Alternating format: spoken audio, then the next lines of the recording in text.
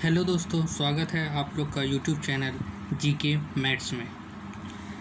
ये previous year question NTPC railway group D SSC के हैं जो पार्ट नंबर 4 हैं। ठीक है, आपने पार्ट नंबर 1, 2, 3 नहीं देखा तो उसे जाके देख लें और वीडियो को शेयर करें, लाइक करें और चैनल को सब्सक्राइब करें। चलिए फर्स्ट क्वेश्चन स्टार्ट करते हैं।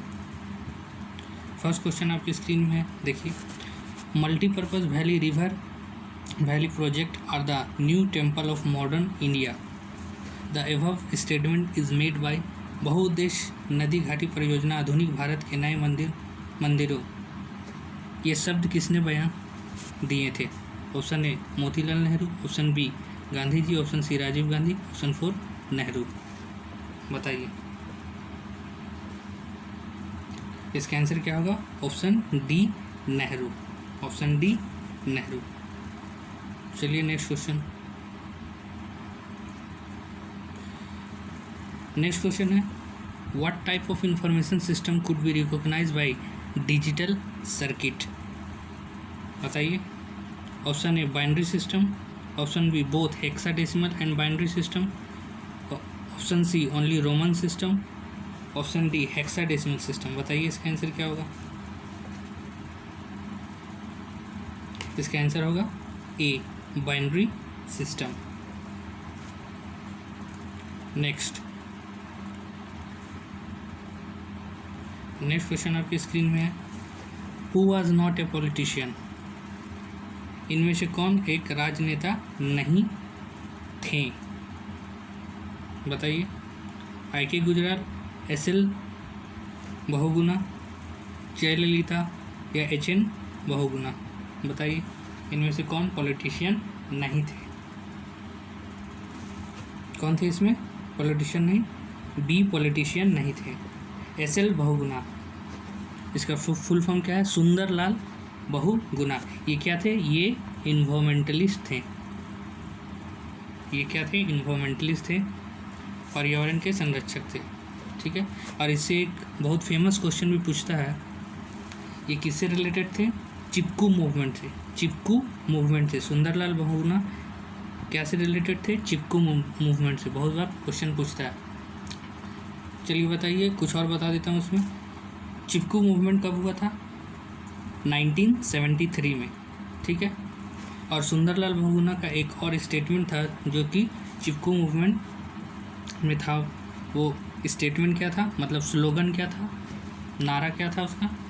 Ecology is permanent economics. क्या स्लोगन था? Ecology is permanent economic. ठीक है, चलिए नेक्स्ट क्वेश्चन। और दोस्तों वीडियो को लाइक और शेयर करते जाइएगा और चैनल को सब्सक्राइब भी करते जाइएगा। चलिए नेक्स्ट क्वेश्चन। चलिए नेक्स्ट क्वेश्चन आपकी स्क्रीन पर, who give the title of Mahamana to Madan Mohan Malviya? बताइए किसने दिया था मदन मोहन मालवीय को महामना का टाइटल? ऑप्शन ए दादा भाई नौरोजी, गोपाल कृष्ण गोखले, महात्मा गांधी या बाल गंगाधर तिलक? किसने दिया था? ये दिया था महात्मा गांधी ने। चलिए कुछ और चीज़ मैं इस रिलेटेड बता देता हूँ। रविन्द्रनाथ टैगोर को गुरुदेव किसने बोला था? किसने बोला था? महात्मा गांधी जी ने। और गांधी जी को महात्मा किसने बोला था? रविन्द्रनाथ टैगोर जी ने। ठीक है, सुभाष चंद्र बोस को नेताजी किसने बोला था? Adolf Hitler. ठीक है, राजेंद्र प्रसाद को देश रत्न किसने बोला था? ये बोला था गांधी जी ने। ठीक है, गांधी जी ने। सुभाष चंद्र बोस को देश नायक किसने बोला था?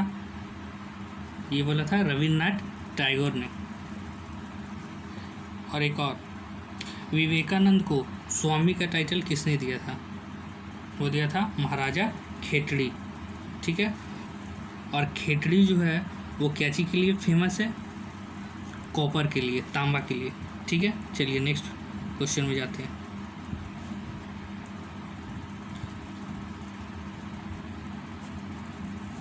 Next question, first Hindu American to enter in US House of representative as a senator. बताइए, सेनेटर के रूप में प्रतिनिधि रहे अमेरिका सदन में प्रवेश करने वाले हिंदू अमेरिकन कौन थे? सुनीता विलियम, ज्योति सेन गुप्ता, अमी बेसरा या तुलसी गबार्ड। ये भी बहुत बार क्वेश्चन पूछा है एग्जाम। इसका आंसर क्या होगा? Option D, Tulsi Gabbard. ठीक है, चलिए नेक्स्ट क्वेश्चन। नेक्स्ट क्वेश्चन आपकी स्क्रीन पर, who was the viceroy at the time of Quit India Movement. बताइए, भारत छोड़ो आंदोलन के समय वाइसरॉय कौन था? Option A, Lord Mountbatten, Lord Wavell, Lord Linlithgow या लॉर्ड इरविन। बताइए, इसका आंसर क्या होगा? Lord Linlithgow, option C. इसका कार्यकाल कितना का था? देखिए, 1936 टू 1944, 1936 टू 1944। ठीक है, और एक चीज़, जो क्विट इंडिया मूवमेंट था वो कौन सा ईयर में हुआ है? क्विट इंडिया मूवमेंट हुआ है 1942 और डेट 8 अगस्त। डेट क्या है? 8 अगस्त। ठीक है, चलिए इससे और कुछ रिलेटेड एक और बात बता देता हूँ। ये जो यहाँ आप देख रहे हो लॉर्ड इरविन से भी एक क्वेश्चन पूछता है कि बताइए, गांधी इरविन पैक्ट कब हुआ था? तो गांधी इरविन पैक्ट कब हुआ था? गांधी इरविन पैक्ट हुआ था आपका 1931 में। गांधी इरविन पैक्ट हुआ था 1931 में। डेट है 5 मार्च 1931। ठीक है, कहाँ पे? लंदन में हुआ था, सेकेंड राउंड टेबल कॉन्फ्रेंस, द्वितीय गोलमेज सम्मेलन में। ठीक है, क्यों हुआ था? सिविल डिसोबीडिएंट मूवमेंट को रोकने के लिए। ठीक है, क्योंकि 1930 में सिविल डिसोबीडिएंट मूवमेंट चल रहा था, आप लोग जानते हैं, नमक आंदोलन, नमक सत्याग्रह जिसको बोलते हैं। ठीक है, चलिए, और एक बात इसमें मैं बोलना चाहता हूँ, कौन सा 2 शख्स हैं जो तीनों गोलमेज सम्मेलन में भाग लिए हैं? बताइए, ये भी बहुत बार क्वेश्चन पूछते हैं। वो क्या है? उसके नाम क्या है? भीमराव अम्बेडकर और तेग बहादुर। ठीक है, ये क्वेश्चन याद रखिएगा। ठीक है, और इसका आंसर क्या हो जाएगा? कौन वाइसरॉय थे क्विट इंडिया मूवमेंट में? वो थे लॉर्ड लिनलिथगो। ठीक है, चलिए नेक्स्ट क्वेश्चन।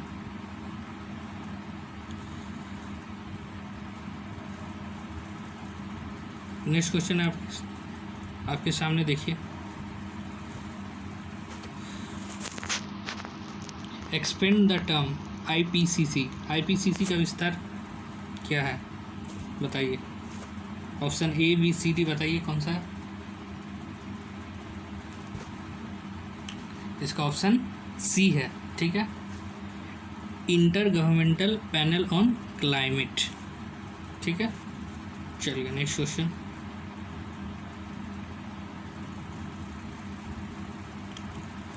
नेक्स्ट क्वेश्चन है, who describe the government of India act 1935 as a new charter of bondage. किसने भारत सरकार अधिनियम 1935 के बंधनों का एक नया चार्टर के रूप में वर्णित किया था? बताइए, महात्मा गांधी, राजेंद्र प्रसाद, पंडित जवाहरलाल नेहरू, बी आर अम्बेडकर। बताइए, इसमें कौन होगा आंसर? देखिए, इसी टाइप का क्वेश्चन पूछता है एग्जामिनेशन में और हम लोग फंस जाते हैं, इसलिए वीडियो को ध्यान से देखिएगा। और मेरा लक्ष्य है कि हम लोग को जीके में ज़्यादा से ज़्यादा क्वेश्चन एग्ज़ाम में हम लोग कर पाएँ। ठीक है, इसका आंसर क्या होगा? पंडित जवाहरलाल नेहरू, पीटी नेहरू। ठीक है, चलिए नेक्स्ट क्वेश्चन।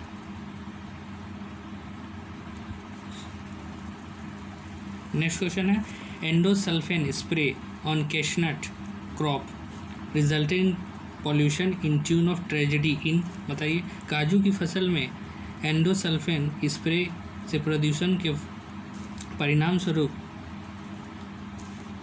कहाँ हुआ था, त्रसदी जो हुआ था, जो पॉपुलेशन जो हुआ था वो ट्रेजेडी में कन्वर्ट हो गया था, वो किस जगह पे हुआ था बताइए, केरल, आंध्र प्रदेश, कर्नाटक या तमिलनाडु। इसका आंसर क्या होगा, इसका आंसर हो जाएगा option A Kerala, option A Kerala. ठीक है, चलिए नेक्स्ट क्वेश्चन। ये सब सारे के सारे question previous year railway SSC में आ चुके हैं। ठीक है, चलिए नेक्स्ट।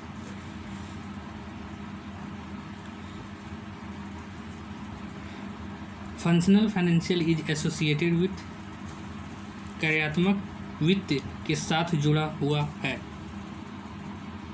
ये किसने कहा था, बोलिए। एडोल्फ वोंगर, एडम स्मिथ, एडम या अबापी लर्नर। किसने कहा था, ये कहा था अबापी लर्नर, ऑप्शन डी। ठीक है, चलिए नेक्स्ट क्वेश्चन।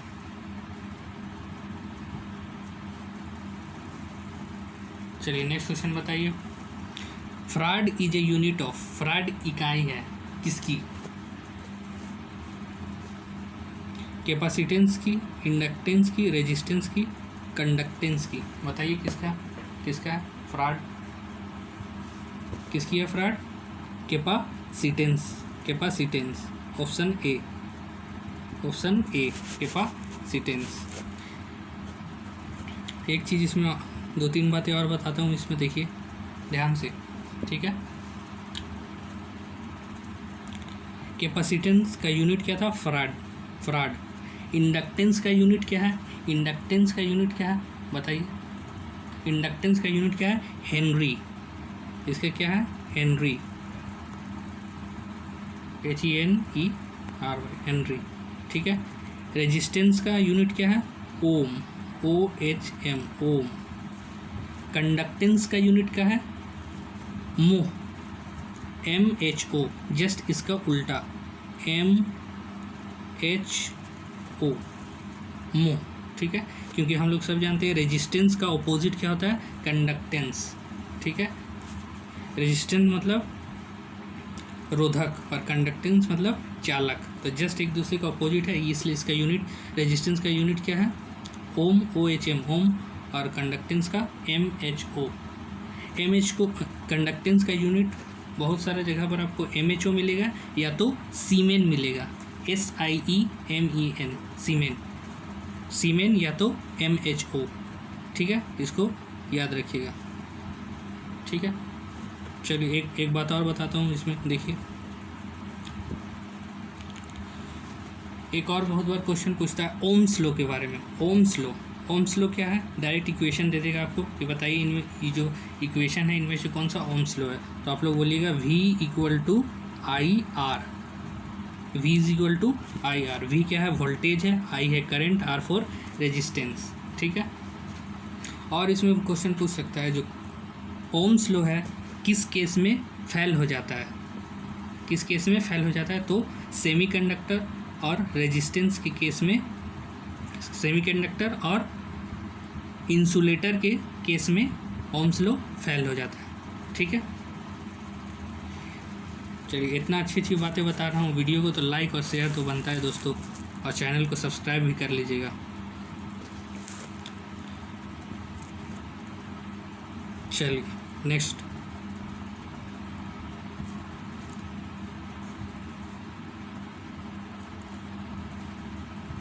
नेक्स्ट क्वेश्चन है, देखिए which of the following is an impact printer, बताइए इम्पैक्ट प्रिंटर क्या है। यही सब क्वेश्चन पर हम लोग ज़्यादा ध्यान देते नहीं हैं, और देखिए प्रीवियस ईयर क्वेश्चन में ये सब, प्रीवियस ईयर क्वेश्चन में ये सब क्वेश्चन पूछा है। बताइए क्या है, which of the following is an impact printer, ये कंप्यूटर से क्वेश्चन है। Inkjet printer, bubble jet printer, laser printer या डेजी व्हील प्रिंटर, बताइए। इसका आंसर क्या हो जाएगा? Option D, daisy wheel printer. इसका आंसर क्या हो जाएगा? Daisy wheel printer. देखिए, which of the following is an impact printer, ये तो डेजी व्हील प्रिंटर हो गया। और इम्पैक्ट प्रिंटर का दो एग्जांपल है, एक डॉट मैट्रिक्स प्रिंटर और लाइन प्रिंटर। ये भी किस में आते हैं? इम्पैक्ट प्रिंटर में ही आते हैं। ठीक है, इसको याद रखिएगा। नेक्स्ट,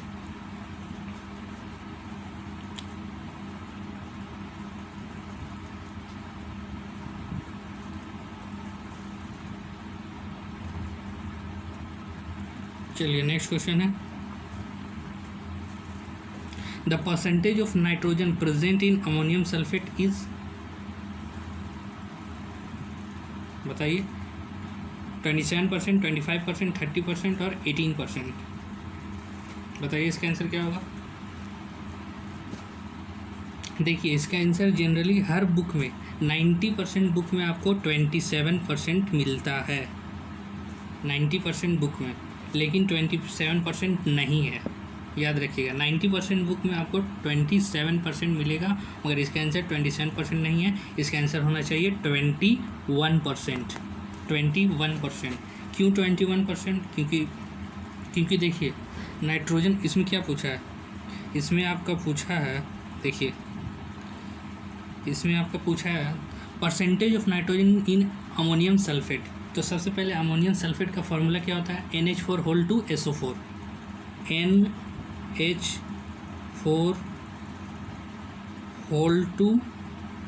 NH4 ये अमोनियम सल्फेट का फॉर्मूला होता है।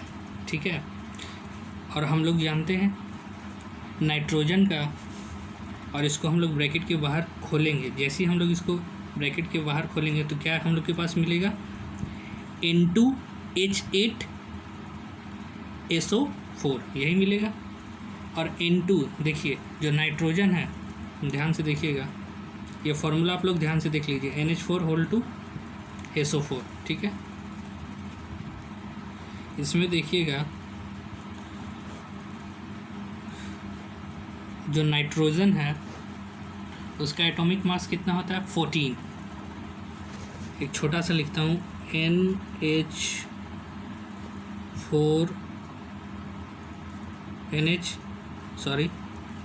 रुकिएगा, फिर से लिखता हूँ कलर चेंज करके,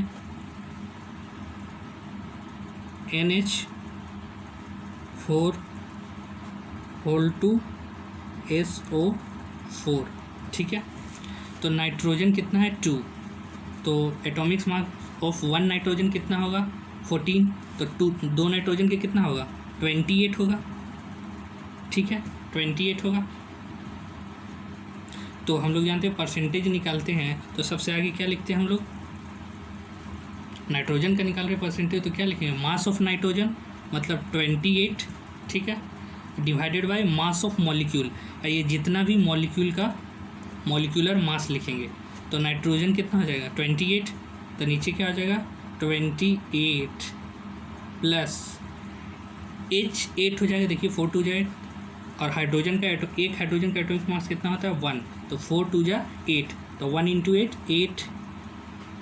ठीक है, अब देखिए यहाँ इस सल्फ़र का 1 सल्फ़र का एटॉमिक मास कितना होता है? 16। तो कितना सल्फ़र है? एक ही है। Sulphur 32। 1 atomic molecule of sulphur कितना होता है? 32। ठीक है, तो कितना हो जाएगा? प्लस 32 ये सल्फ़र को। और ऑक्सीजन का 16 होता है। 1 एटॉम ऑफ ऑक्सीजन का जो वेट होता है वो 16 है। यहाँ कितना है? ऑक्सीजन है 4। तो 16 × 4 कितना हो जाएगा? 16 + 4 हो जाएगा आपका 16 4 जा 64। अब देखिए सब को आप कैलकुलेट कीजिएगा तो नीचे क्या आएगा आपका? 28। ये सब ये 64 लिखा हुआ है। ठीक है, तो 28/132 × 100 क्या आएगा? हम इसको मिटा के लिख रहे हैं। ठीक है, क्या आएगा? 28/132 × 100 और इसको आप सॉल्व कीजिएगा तो क्या आएगा, परसेंटेज ऑफ नाइट्रोजन जो कि 21.2% है, ना कि 27%। ठीक है, मगर 90% केस में बुक में 27% लिखे होते हैं, जो कि गलत है। कितना होगा, 21%। ध्यान से याद रखिए इसको। ठीक है, देखिए इतना डिटेल में वीडियो बना रहा हूँ। वीडियो को लाइक, शेयर और चैनल को सब्सक्राइब तो बनता है दोस्तों। इसी टाइप का मैं वीडियो बनाता रहूँगा। मैं अपनी तरफ से कोई कसर नहीं छोड़ूंगा, बस आप लोग को शेयर, लाइक और चैनल को सब्सक्राइब करना है। ठीक है, चलिए नेक्स्ट क्वेश्चन।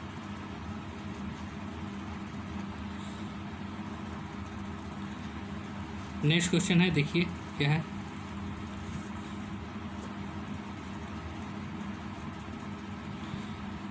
नेक्स्ट क्वेश्चन आपका स्क्रीन पर आ गया है।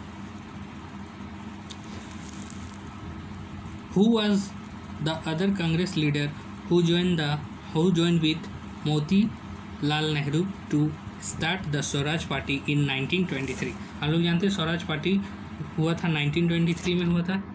तो उसके लीडर कौन कौन थे? मोतीलाल नेहरू और एक बताइए, बाल गंगाधर तिलक, चित्तरंजन दास, एम.के. गांधी या जी.के. गोखले।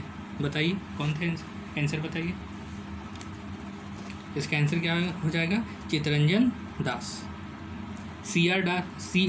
दास भी कभी लिखा हुआ आपको मिलेगा, सी.आर. दास। ठीक है, सी.आर. दास भी लिख। देखिए एक चीज़ और इसमें मैं बताता हूँ, हम लोग को जनरली कन्फ्यूज़न रहता है किसके किसके बीच में,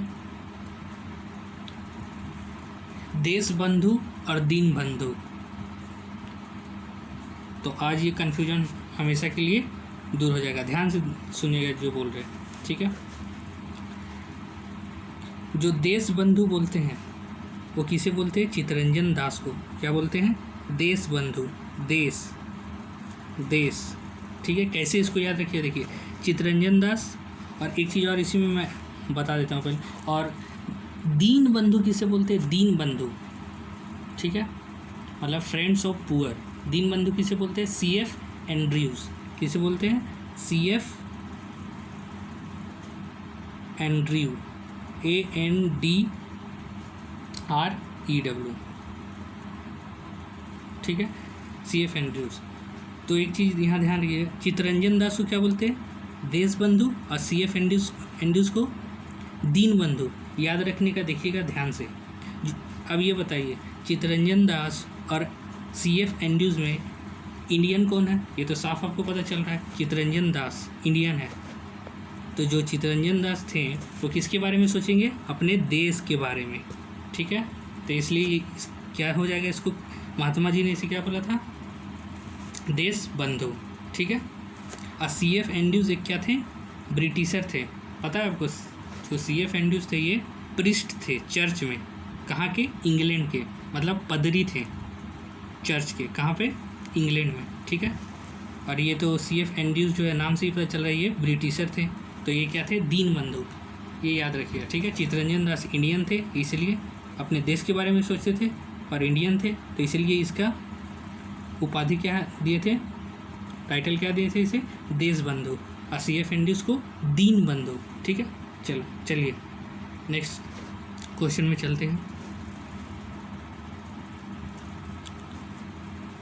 और हाँ, इससे पहले मैंने 3 पार्ट और किए हैं प्रीवियस ईयर के, वो ज़रूर जाके देख लें, वो भी डिटेल में डिस्कशन किए हैं।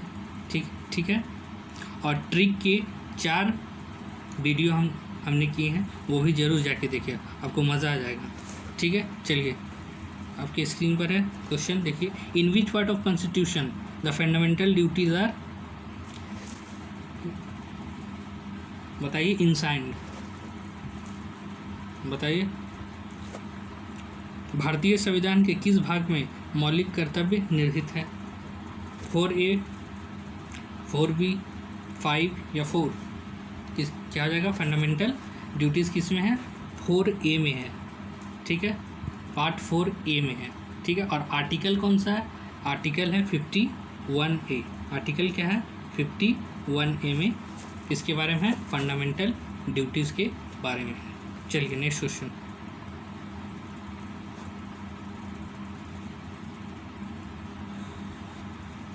देखिए नेक्स्ट क्वेश्चन आपकी स्क्रीन पर। Who of the following enjoy the rank of cabinet minister in union cabinet? बताइए निम्न में से किसे केंद्रीय मंडल के कैबिनेट मंत्री का दर्जा प्राप्त है? बताइए। जज of supreme court, secretary to government of India, political advisory to PM, या डिप्टी चेयरमैन ऑफ प्लानिंग? क्या हो जाएगा इसका answer? Deputy chairman of planning, option D. ठीक है, ऑप्शन डी हो जाएगा डिप्टी चेयरमैन ऑफ प्लानिंग। ठीक है, चलिए दोस्तों वीडियो को लाइक, शेयर और चैनल को सब्सक्राइब जरूर कीजिएगा। हम लोग मिलते हैं नेक्स्ट वीडियो में। ठीक है, तब तक के लिए बाय।